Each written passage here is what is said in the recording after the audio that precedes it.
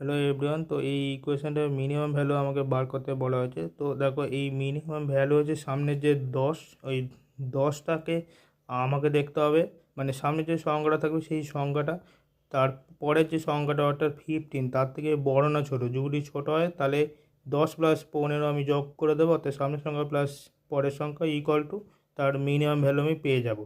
আর যদি এই রকম থাকে, অর্থাৎ সামনের সংখ্যাটা যদি পরের সংখ্যাটার থেকে বড় হয়, তাহলে তার মিনিমাম ভ্যালু আমরা বার করতে পারবো 2 × ওই দুটো সংখ্যার মাল্টিপ্লিকেশান। ঠিক আছে, রুটের মধ্যে দুটো সংখ্যার মাল্টিপ্লিকেশান। তাহলে এইরকমভাবে আমরা মানে এইরকমভাবে আমরা এই সেকেন্ড যে ইকুয়েশান, সেই সেকেন্ড ইকুয়েশানটা মিনিমাম ভ্যালু আমরা বার করতে পারবো।